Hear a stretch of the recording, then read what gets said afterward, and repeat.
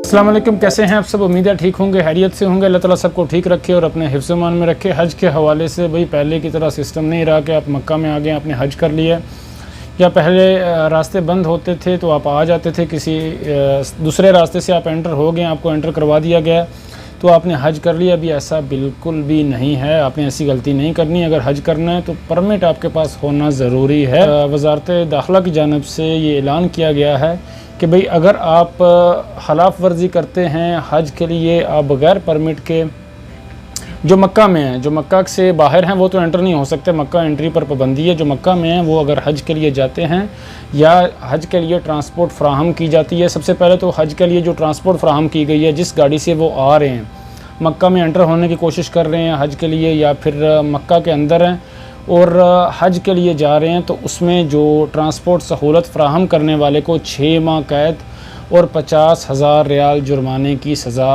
होगी।